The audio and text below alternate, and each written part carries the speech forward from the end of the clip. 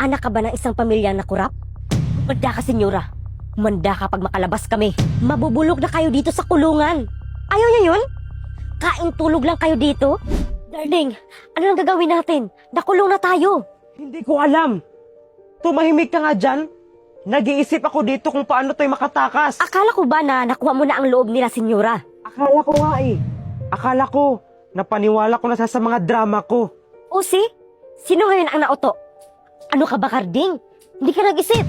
Bakit mo naman to sinisi sa akin? Di ba plano mo to? Nakakatakam naman tong garlic butter shrimp. Magluto nga ako. Mag-search muna ako kung paano magluto ng garlic butter shrimp. Oh, ito na. Makaluto na din ako. Punta lang kayo sa comment section para malaman nyo kung saan ako nag-research. Kumusta naman ang dalawang sigbi na nakulong? Humanda ka, senyora. Humanda ka pag makalabas kami. Makalabas? Mabubulok na kayo dito sa kulungan. Ayaw niya yun? Kain tulog lang kayo dito? Senyora, maawa ka sa amin. Palabasin mo na kami dito. Awa? Yan na naman tayo eh.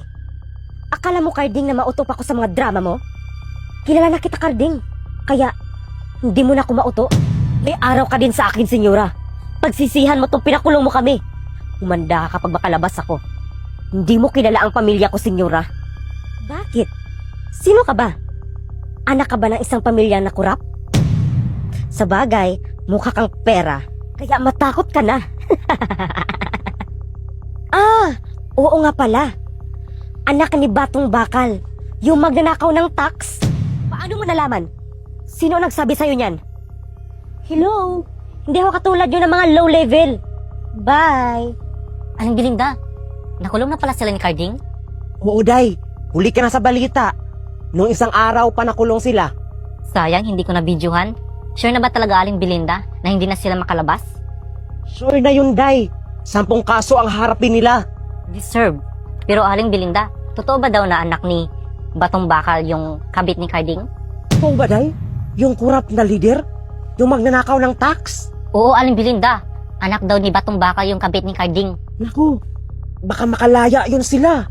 Huwag naman sana. Sana mabulok na sila sa kulungan. Hello, Dad? Oh, Princess, saan ka ba ngayon? Bakit hindi ka na umuwi, Dad, ha? I need your help. Nakulong ako, Dad. What? Ang dami na nating problema. Dumagdag ka pa? Alam mo bang alam na ng mga tao ang sekreto natin? Ano? Totoo, Dad? Ano na ang gagawin natin? Binabatikos na tayo ng mga tao ngayon. Pero huwag ka mag-alala, anak. Ipagpiyansa ko kayo. Pupunta tayo sa abroad. Tatakas tayo. Yes. Thank you, Dad. Darling, makakalaya na tayo. Sa wakas, makalaya na tayo, darling. Maghanda ka na, senyora. Ano nangyari sa'yo, senyora? Aray, ang sakit ng mata ko. Kailangan natin ng eye donor bago magawa ang operasyon. Ano, Dok? I-donate ko na po tong isang mata ko para kay Mami. Mami, bakit niyo po ko iniwan sa mall? Nakauwi ka pa pala? Bakit mo naman iniwan si Muha na senyora? Paano naman kasi kung ano-ano pinabili niya dun sa mall? Tapos, kung hindi mabili ang gusto niya, magwawala. Ako, Mami, hindi nga ako nagpabili sa'yo eh.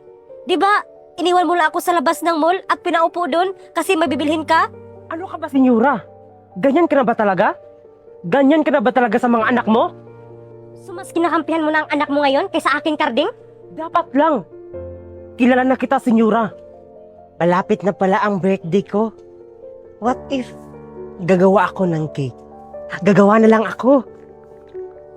Oh, ito na ang ingredients. Gagawa na ako. Punta lang kayo sa comment section para malaman niyo kung saan ako nag-research. Aling Belinda, alam mo na ba kung ano ang nangyari kay Moana? Hindi, Day. Bakit? Ano nangyari kay Moana? Iniwan ni Senyora sa mall. Totoo ba, Day? Deserve. Buti na lang, inabandona na yung anak ni senyora na si Moana. Alam mo, Aling Belinda, parang may lahi silang engkanto. Kasi nakakauwi pa rin si Moana kahit niligaw na siya ni Senyora. Ano? Nakauwi pa din ang batang yun? Paano kaya nangyari yun? Hinala ko, Aling Belinda. Engkanto yan si Moana. Nakakatakot naman yung batang yan. Aray, ang sakit ng mata ko, Karding. Tulong! Ano nangyari sa'yo, senyora? Diyan ka lang. Kukuha ko na ambulance. Ang sakit ng mata ko. Mami, ano nangyari sa'yo? Dok, ano na po nangyari kay Senyora? May cancer si Senyora sa mata at critical ang kondisyon niya. Kailangan kagad ito maoperahan. Sige po, Dok. Gawin niyo po lahat. Pero Sir Carding, kailangan natin ng eye donor bago magawa ang operasyon. Ano, Dok? Saan naman kami kukuha ng eye donor? Ako na lang po, Daddy. I-donate ko na po tong isang mata ko para kay Mami. Sure ka ba, Iha?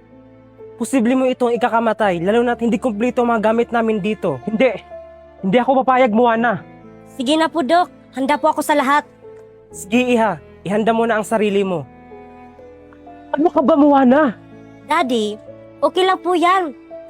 Kahit hindi ako mahal ni Mami, kahit kinakahiya niya ako, gagawin ko to para sa kanya. Pero, ikaw ang mabulag, anak. Okay lang po yan, Daddy. Wala naman akong silbi eh. Iha, handa ka na ba? Opo, Dok. Handa na po ako.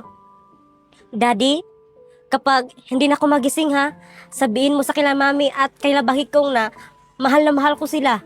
Ano ka ba, Moana? Mabubuhay ka pa. Ikaw ang magsabi niyan. Halika na, Iha. Sige na po, Daddy.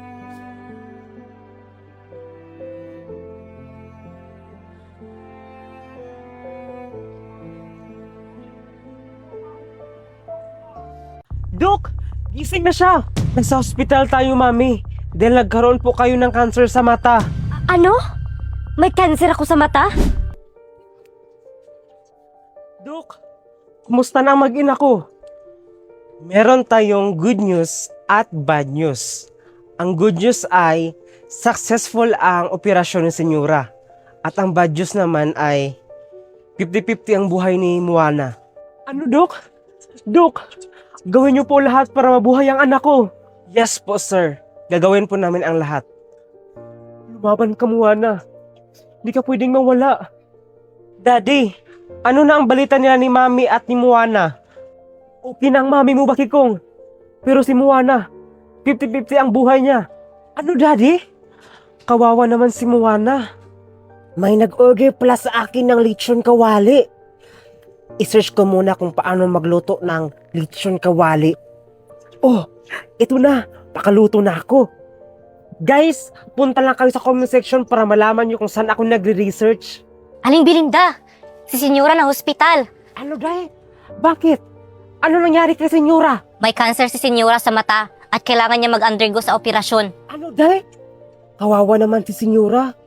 Kumusta na siya kaya ngayon? Buti na lang dinunit ni Moana ang isang mata niya. Okay na si Senyora. Si Moana na lang 50-50 ang buhay niya. Si Moana?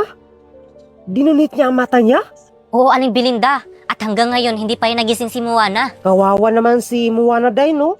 Kahit hindi siya gusto ni Senyora, ginawa niya pa rin ang tama para sa mami niya. Sana ko. Ano nangyari? Dok, gising na siya. Ano nangyari? Saan tayo? Nasa hospital tayo, Mami. Dahil nagkaroon po kayo ng cancer sa mata. Ano? May cancer ako sa mata? Oo. Pero huwag kang mag-alala, Senyora. Dahil naoperahan ka na. May nagdonate ng mata para sa'yo. Ay, salamat. Buti naman. Buti na lang, hindi pumunta dito si Moana. At wag na wag yung papuntahin siya dito. Hindi ko siya kailangan. Ano ka ba, Senyora? Hindi mo alam kung anong sakripisyo ang ginawa ni Moana para sa'yo. Mami? Gising na po ba kayo? Oh, anong kadramahan naman to, Moana? Para ano? Nagbulag-bulagan ka para tanggapin kita? Bakit ayaw mo bang maniwala, Senyora, na nabulag na talaga si Moana? Ano ka ba, Karding? Huwag mo ang kampiyan si Moana. Halatang nagdrama-dramahan lang yan. Mami, hindi po ako nagdrama-dramahan. Totoong nabulag na po ako. Kung totoong nabulag ka, deserve mo yan. Alam mo, Senyora, hindi mo alam ang katotohanan. Kaya huwag mong pagsalitaan si Moana ng ganyan. Aba, bakit, Karding? Anong katotohanan ang pinagsasabi mo dyan? Bakit ba galit na galit kayo sa akin, Mami? Ano ba ang kasalanan ko sa'yo? Paiyak-iyak ka pa dyan. Umalis ka nga dito. Wala kang silbi. Buti pa yung nagdonate sa akin ng mata. Sana, ikaw na lang ang nagka-cancer. Huwag kang mag-alala, Mami. Dahil ako ang sumalo sa cancer mo. Ako ang nagdonate ng mata para sa'yo. Ano?